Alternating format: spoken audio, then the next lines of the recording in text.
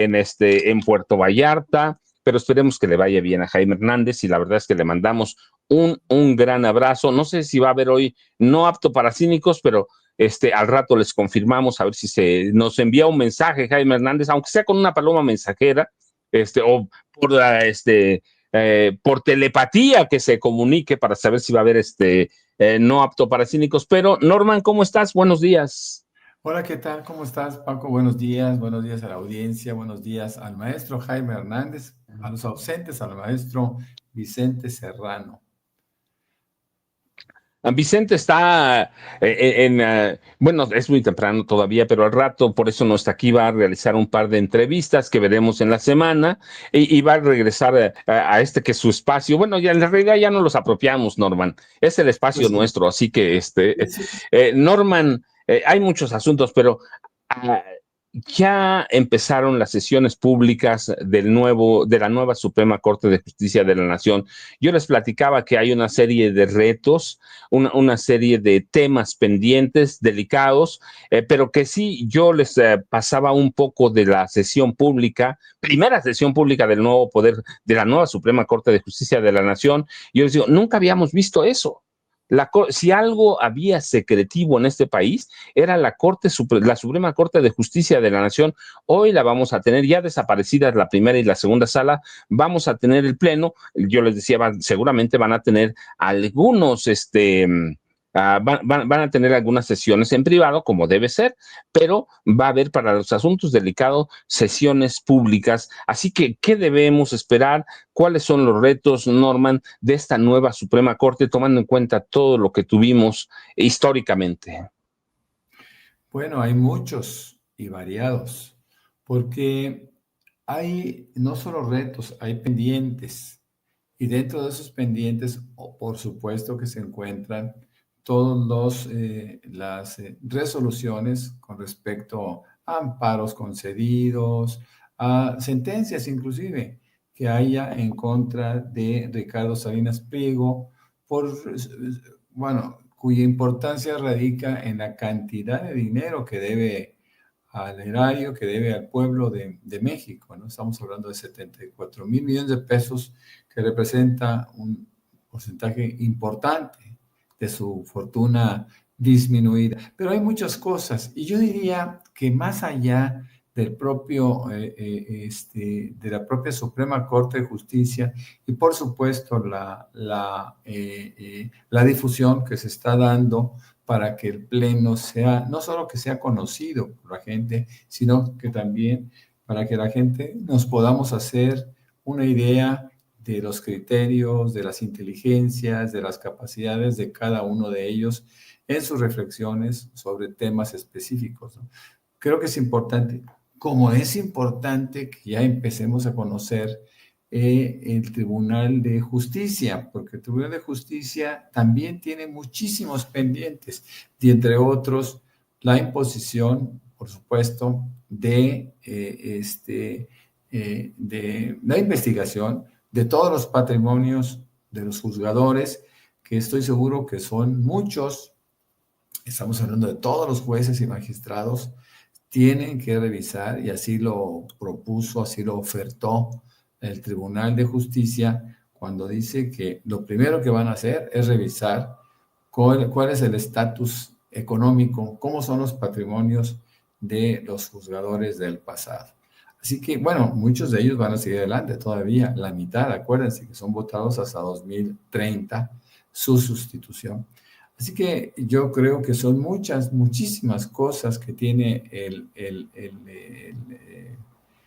la Corte, y claro que se han despertado muchísimas expectativas también, expectativas sobre su desempeño, sobre las sentencias, sobre todo lo que atañe al ejercicio de un poder público que antes, como tú bien lo dices, operaba en la secrecía.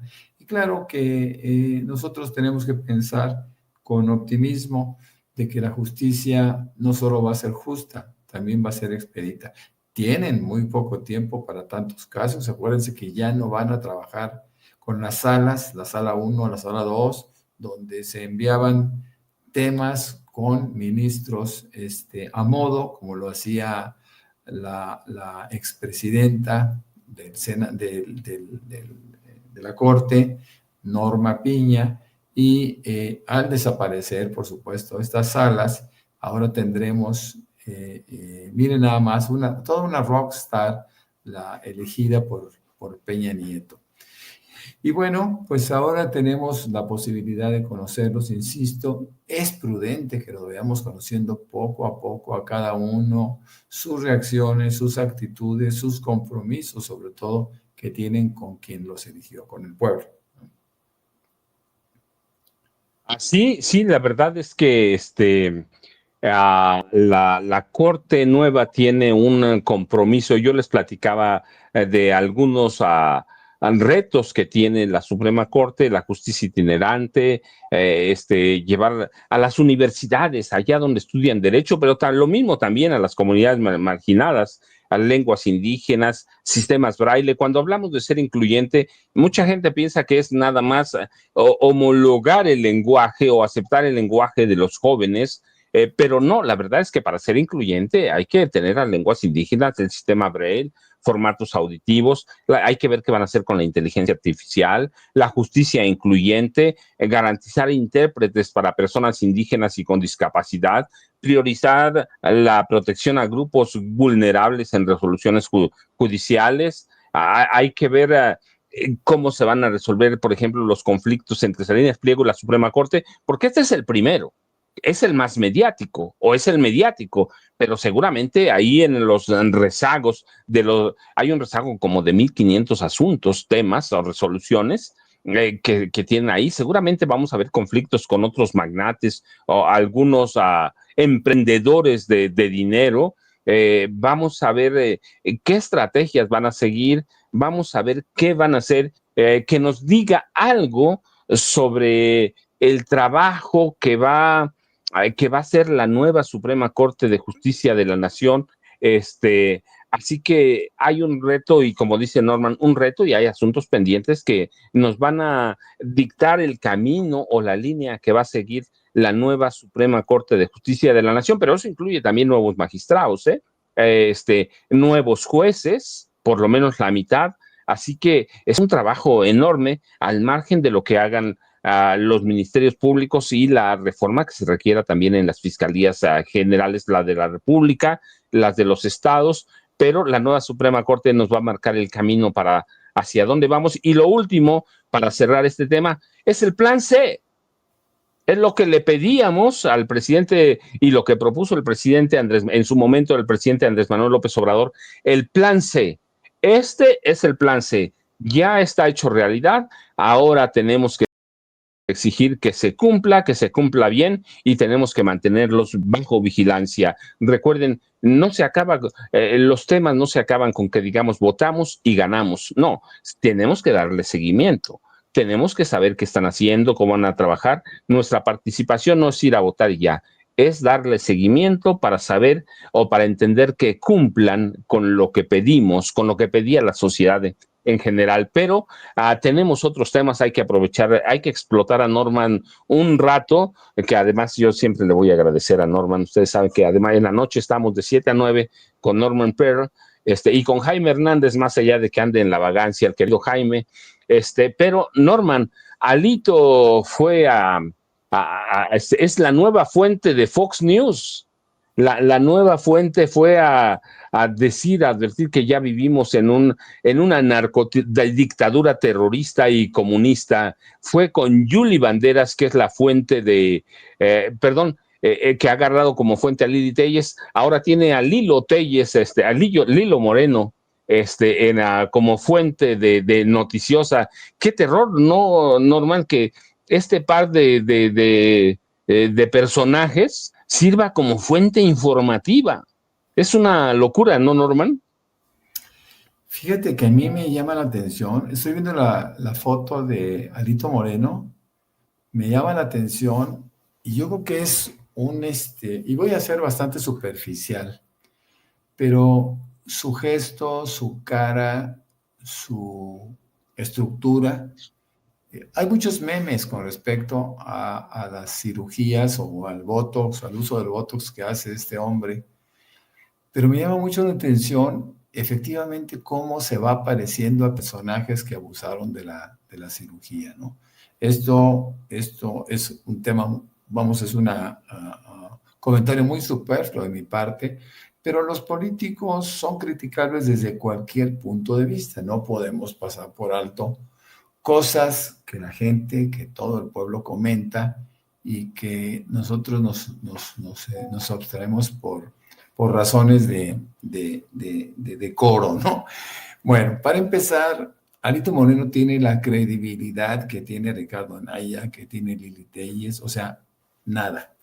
Son sujetos sin credibilidad en donde sus antecedentes, sus conductas los denuncian. A los tres, pero específicamente a Alito Moreno y a Ricardo Anaya en su condición de corruptos, ambos con denuncias de carácter penal, ambos con antecedentes de uso no solo del poder, sino que también uso de los recursos públicos. Así que, ¿cómo es posible y con qué cara, con qué calidad moral tú te presentas ante un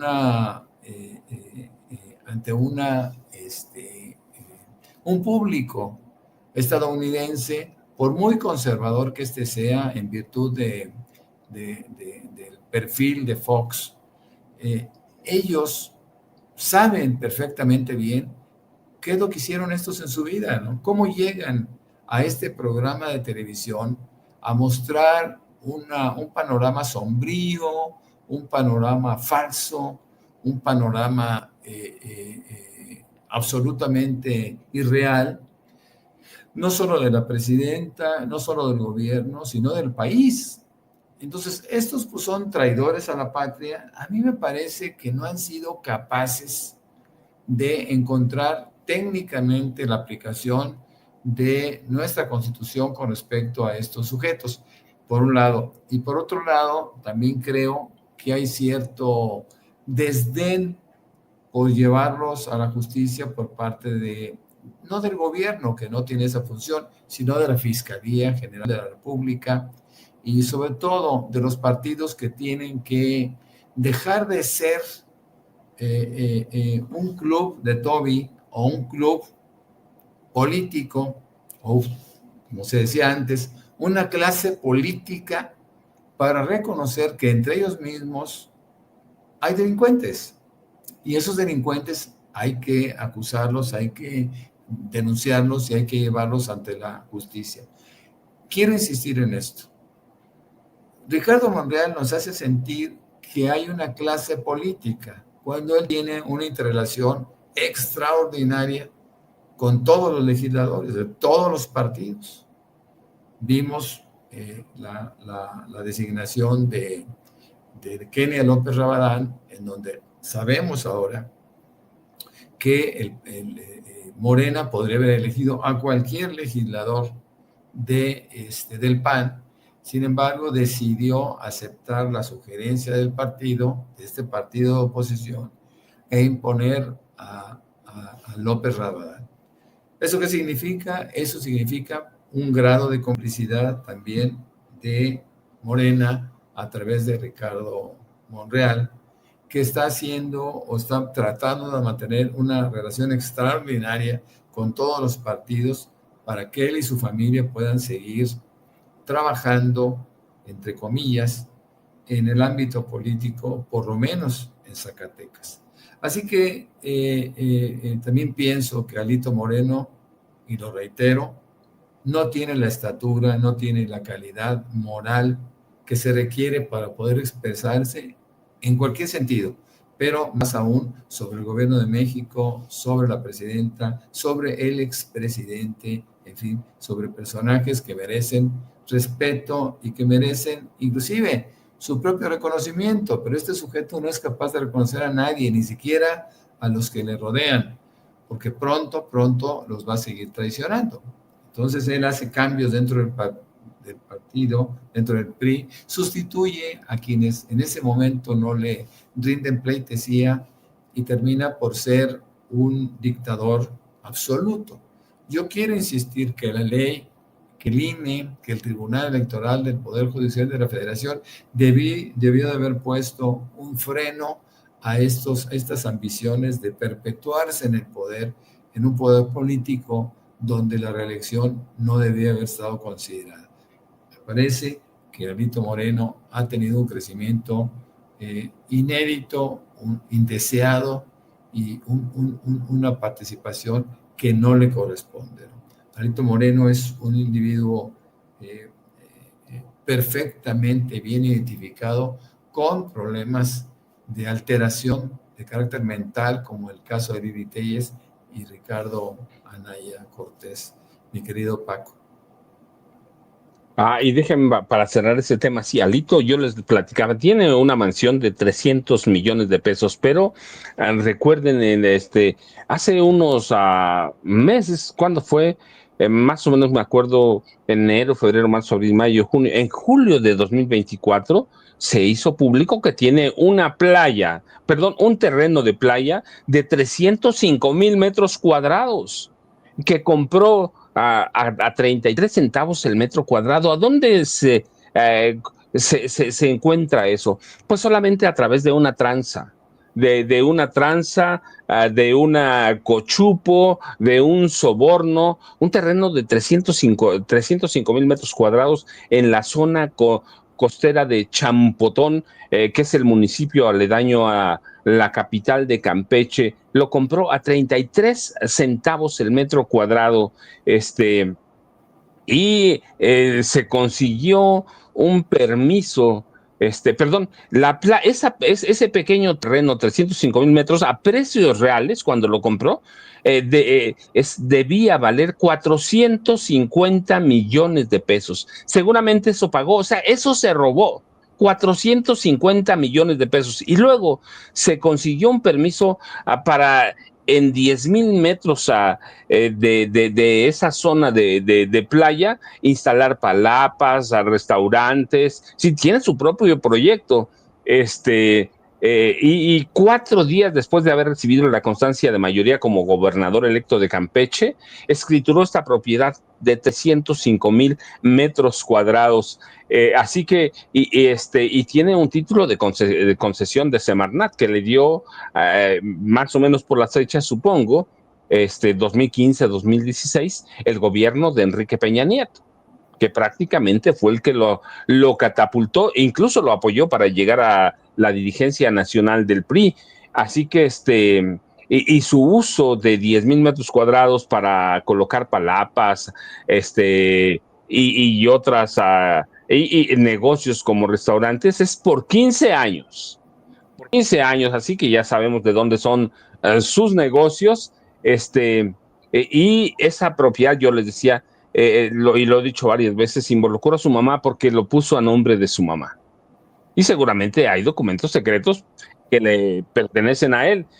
Así que ese es Alejandro Moreno Cárdenas, y las denuncias están documentadas todas también, todas, por la gobernadora de Campeche, Laida Sansores San Román, que tampoco es una mujer desconocida, ¿eh?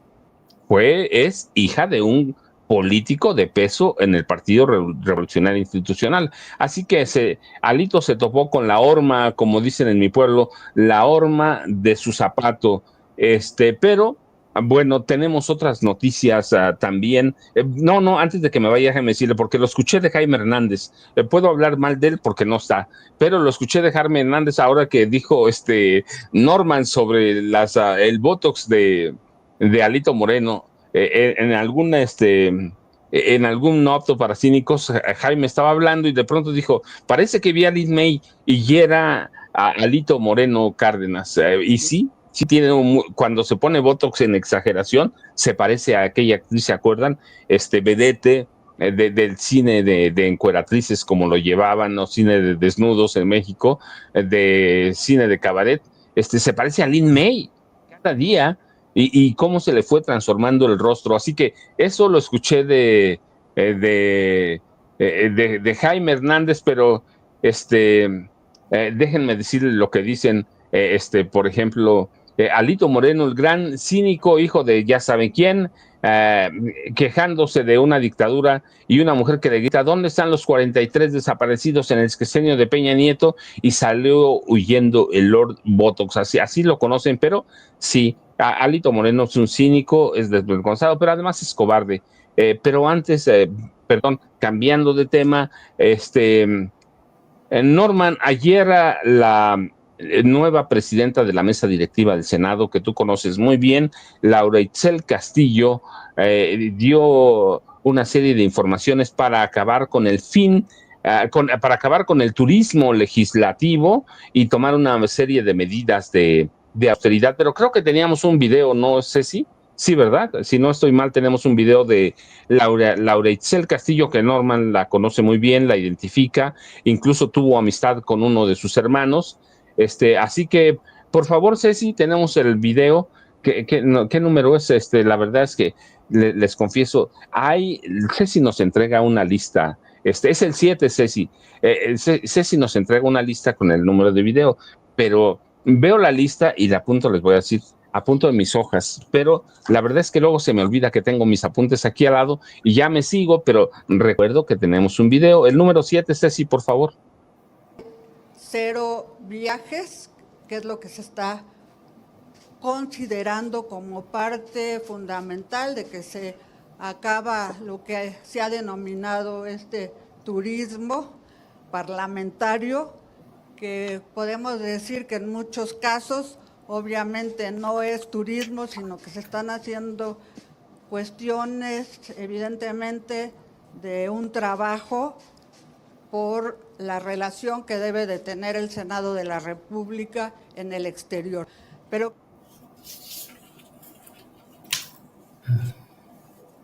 Norman, ¿cómo ves? Aquí, la verdad es que en México el turismo parlamentario ha estado siempre a la orden del día, Cámara de Diputados, Cámara de Senadores. Y mira, esta es la primera medida que toma Laura Itzel como presidenta de la mesa directiva, que de pronto pensamos o decimos es un mero trabajo administrativo, pero ese trabajo administrativo incluye por tomar decisiones como medidas para acabar para medidas de austeridad o medidas para acabar con el turismo parlamentario.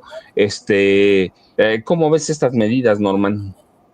Bueno, para empezar, quisiera decirte que yo no soy quien tiene la relación con la familia, con Lauretzel Castillo, ni con su hermano. Es pues Jaime, discúlpame, fue sí, Jaime. Norman, te voy a decir como dicen en mi pueblo, se me cuatrapearon los cables. ¿Sí? Claro. Fue Jaime Hernández, que tenía amistad con uno de los hijos del ingeniero Eberto Castillo, nada más que vea, para que vean lo que se extraña Jaime, para que vea que sí hace falta. Si nos está oyendo, Jaime, ya regrésate porque voy a enloquecer.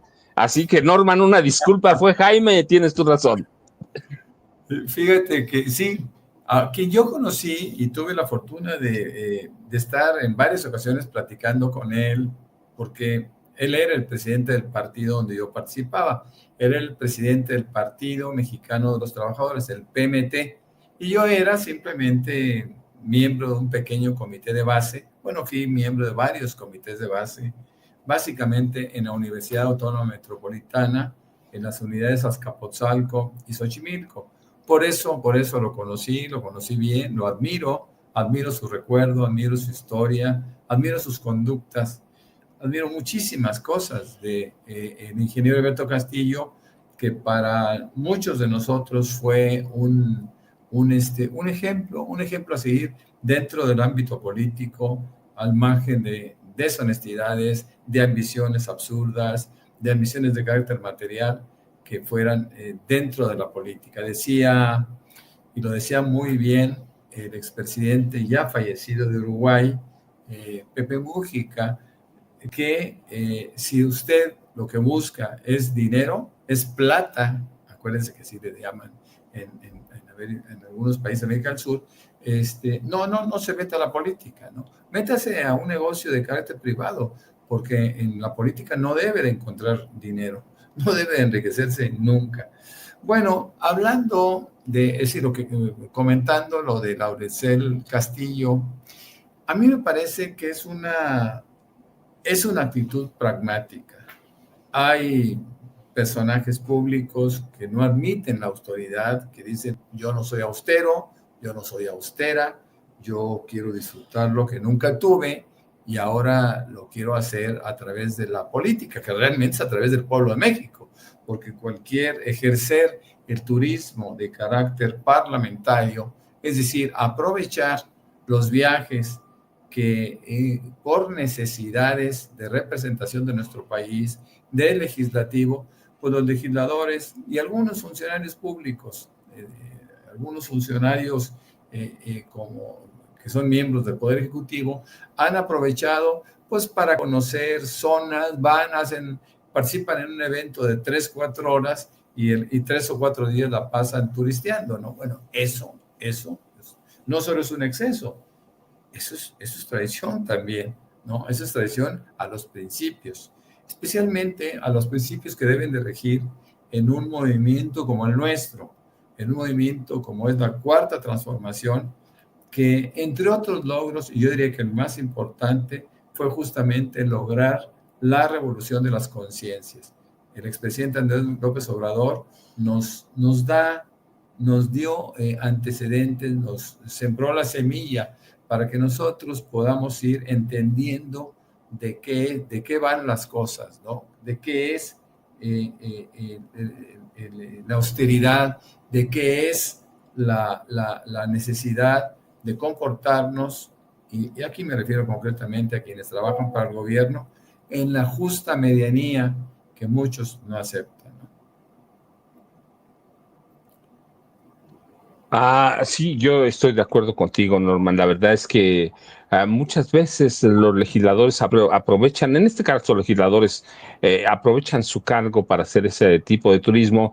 Laura Itzel Castillo toma una medida pragmática para meter o tratar de meter en cintura. No sé si lo va a lograr, pero por lo menos con el peso de su trabajo legislativo, que no es la primera vez que llega o que tiene un cargo legislativo, y con el peso del apellido también, claro que pesa, claro que se siente, por lo menos meta en cintura incluso a un par de legisladores de Morena, quienes no aceptan esa justa medianía, ¿no? Así que esperemos que le dé resultados, esperemos que haya medidas de austeridad. Vamos a entrar a un año electoral y la presidencia de la Cámara de Senadores pues juega un papel en cuestiones administrativas que va a ser importante y que va a ser fundamental para entender o para meter en cintura algunos temas. Y miren, nos faltan 10 minutos, 12 para que empiece la mañanera. Tenemos 2 temas pendientes que a mí en lo personal me interesan porque por lo que representan en México, en América Latina y en Estados Unidos. El primero es la Suprema Corte de Justicia de Brasil condenó el jueves, ayer, al expresidente Jair Bolsonaro a 27 años y 3 meses de cárcel por tramar un golpe de Estado o una intentona golpista después de perder las elecciones de 2022 frente al actual mandatario Luis Ignacio Lula da Silva.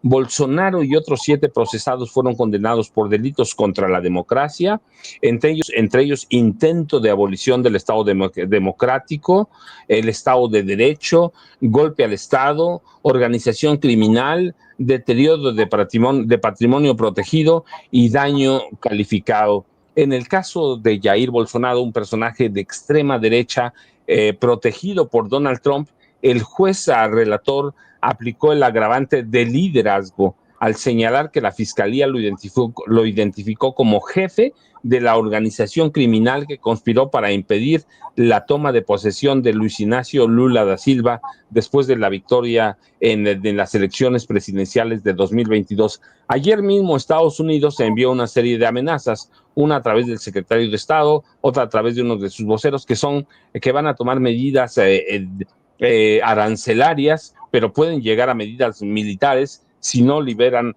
a Bolsonaro. Y eso es gravísimo porque esa política va a seguir Donald Trump en el resto de América Latina. y a esa política se van a enfrentar gobiernos como el de México, como el de Gustavo Petro en Colombia, y Luis Ignacio Lula da Silva en Brasil. ¿Cómo ves tú este caso, Norman?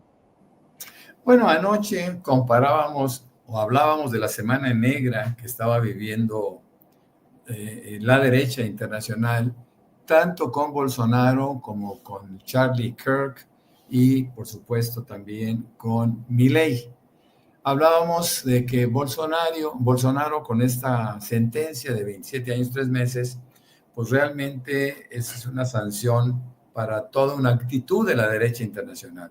Ellos creen en las dictaduras, creen en las imposiciones. Trump se lamentaba de esta decisión de la justicia brasileña y sobre todo sabiendo que él mismo tendría que haber recibido una sentencia de esa naturaleza en Estados Unidos porque él hizo cosas similares. No quiero hablar que intentara asesinar o mandar a hacerlo al presidente Biden, pero sí es cierto que él hizo una toma similar.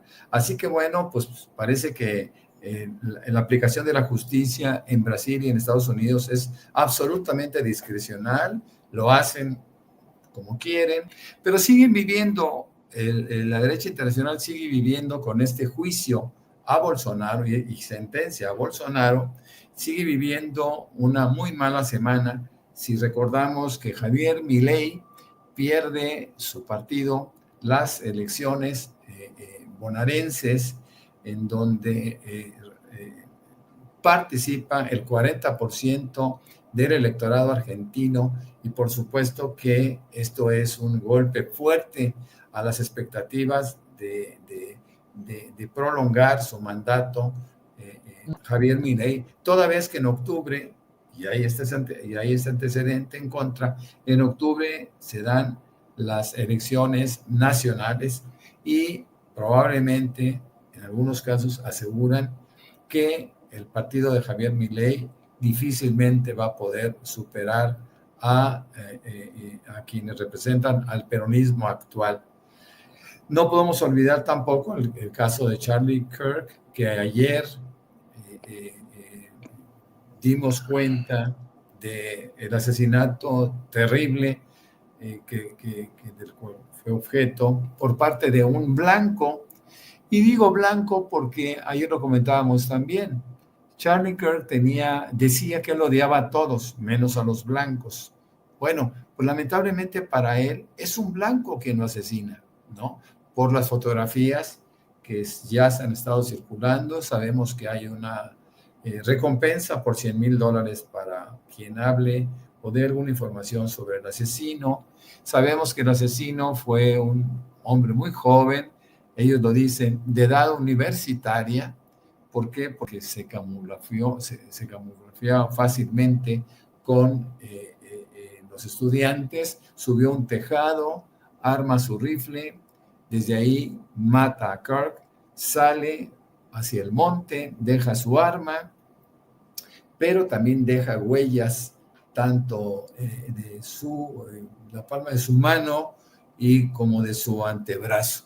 Así que habrá una persecución, seguramente van a dar con él, como yo decía anoche, no hicieron con John F. Kennedy, teniendo también muchísimos elementos, pero bueno, pronto se va a aclarar por qué los mismos blancos están en contra, que seguramente era un demócrata, están en contra de la ultraderecha de Kirk, que por cierto manifestaba su odio por los mexicanos. Sí, Charlie Kirk, odiaba a los mexicanos, pero mire, yo quiero retomar la idea general de lo que dice Norman, la semana negra para la derecha en el mundo, por el asesinato de Charlie Kirk, por lo que pasó en Argentina, por la condena de Bolsonaro, pero también voy a meter un elemento todavía de más lejos. En los últimos días hemos visto por primera vez en la historia, vimos a Xi Jinping, a Vladimir Putin y a Kim Jong-un juntos en público durante un masivo desfile militar en Pekín, o Beijing, como quiere que los chinos, como quieren que les llamen, pero es Pekín en final de cuentas. Y el mensaje para mí, viendo juntos a los líderes de China, de Rusia y de Corea del Norte, es uno claro, es un bloque antиoccidental unido, mostrando su poderío con misiles hipersónicos, armas nucleares y drones submarinos ante los líderes mundiales del mundo, porque lo pasaron en canales prácticamente de todos lados. Corea del Norte envió 45,000 soldados a Ucrania, toneladas de municiones a Rusia. A cambio, Moscú firmó un tratado de defensa mutua con Pyongyang que incluye tecnología militar avanzada, y China, aunque neutral, sigue comprando petróleo ruso y enviando tecnología de doble uso que financia la guerra con Ucrania. Pero para Estados Unidos lo más preocupante debe ser que India, su tradicional aliado, fue visto riendo con Xi Jinping y con Putin después de que Trump le impusiera un arancel de 50% por comprar petróleo ruso. Así que el mensaje, para mí, después de estas derrotas de la derecha en América Latina, allá es grande. China es una fuerza estable mientras el mundo está en caos, y va a apoyar a Rusia, va a apoyar a India, va a apoyar a Corea del Norte y viceversa, ¿sí? Así que esta alianza nueva debe sorprender a Estados Unidos, a Donald Trump, quien acusó a China, a Rusia y a Corea del Norte de conspirar contra Estados Unidos. Putin lo tomó como una ironía, pero la verdad es que este bloque nuevo puede convertirse en más los golpes en América Latina y en Estados Unidos, puede convertirse en una locura para Estados Unidos, Norman, ¿cierto? No hay que olvidar que los BRICS concentran el 47% de la población mundial y alrededor del 36-37% del Producto Interno Bruto del mundo entero. Así que sí es una amenaza para el dólar, sí es una amenaza para la hegemonía de los Estados Unidos, sí representan una alternativa de equilibrio. En fin, es muy, muy importante. Esa es una fotografía que seguramente detesta Donald Trump, porque él hizo sus intentos por evitar su unión, por separarnos. Están comentando en el chat algo que probablemente vale la pena que lo consideráramos, aunque ya va a iniciar la mañanera. Se hicieron desde el primer día del crimen de Kirk, se manejó que ya tenían a un sospechoso, lo dejaron libre. Después detuvieron a otro y también lo dejaron libre. Ahora aseguran, yo no tengo la noticia, voy empezando el día, ¿no? Pero dicen que ya fue detenido y que va a haber una conferencia de prensa para presentar al presunto asesino de Charlie Kirk, mi querido Paquito. Sí, la verdad es que Charlie Kirk debe ser un tema fundamental en Estados Unidos. Es un personaje que fue, bueno, primero un extremista de derecha. Y para mí, yo lo calificaba no hoy, desde que lo conozco, como un nazi abiertamente. Un nazi al servicio de Donald Trump. Charlie Kirk es uno de los mayores activos de Estados Unidos, de Donald Trump, es un referente de la ultraderecha juvenil en Estados Unidos, fue asesinado ahora que tenía 23 años, es un hombre que defendía la proliferación de armas en Estados Unidos. Es un hombre que odia a todos los negros. Yo recuerdo que en algún momento propuso expulsar a la congresista Ilhan Omar. Él banalizó las masacres de los estudiantes o escolares en Estados Unidos, y él alababa el crecimiento del mercado de armas en Estados Unidos. Es como una muestra yo lo dije ya, no sé, ayer o anteayer, una muestra del espejo roto de un sistema que fabrica violencia y luego se queja de la violencia. Era un hombre a favor de las armas, contra el aborto. Sí, polémicas tiene mucho, pero antes de que siga, Norman, antes de que nos gane la presidenta Claudia Sheinbaum Pardo, ¿a dónde te seguimos? ¿A dónde te buscamos? Y ¿a dónde te encontramos? Pues está muy fácil. A mí me pueden encontrar como Norman F. Pearl en X. Ahí tengo una cuenta. Mira, Norman, nada más déjame decirte algo que nos dice Nicolás Hernández, no lo hemos comprobado. Dice, sí, maestros, ya detuvieron al personaje que mató a Charlie Kirk. No lo vamos a revisar, vamos a tener noticiero más al rato, pero dice, dije 31 años, sí, 31 años. Lo conozco bien desde que empezó su carrera prácticamente con Donald Trump, lo he seguido 31 años. Dicen, ahora Trump ya tiene con la muerte de su extremista favorito la justificación perfecta para seguir sus ambiciones, recordándole a sus gobernados que nunca sí pueden ser adorados, pero dicen que ya murió, no lo hemos verificado, pero nos lo están diciendo en el chat normal. Discúlpame antes de que nos ganara la mañanera. Bueno, seguía diciéndoles dónde me encuentran y dónde no se encuentran. Especialmente nos encuentran en un programa de 7 a 9 de la noche, al cual invitamos. Es un programa de 7 a 9 de la noche con Norman Pearl. El canal es Norman Pearl TV. Es muy fácil ingresar. Suscríbanse, por favor. Ahí estaremos el maestro Jaime Hernández, el maestro Paco Cruz y su servidor de lunes a viernes de 7 a 9 de la noche. Dicen, déjenme nada más echarle una revisada. Detienen al asesino de Charlie Kirk. Ahora mismo les digo, me están avisando que hay una conferencia. Dice, hace 29 minutos fue, pero estaba aquí en el noticiero, así que no lo revisé, pero dicen prácticamente todos no todos, pero algunos medios, por ejemplo, N+, que es Televisa, Trump anuncia posible detención del asesino del activista Charlie Kirk. Excelsior, detienen a presunto asesino de Charlie Kirk, activista conservador.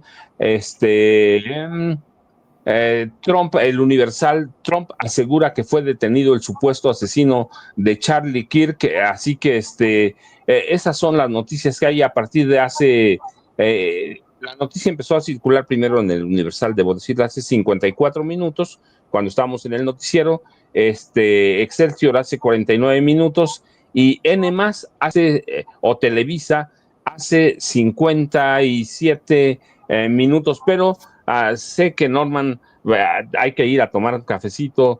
Nos vemos a la noche, Norman, ¿no? A las 18:50 para entrar de 7 a 9 con Norman Pearl y Jaime Hernández, que regresa hoy, Norman.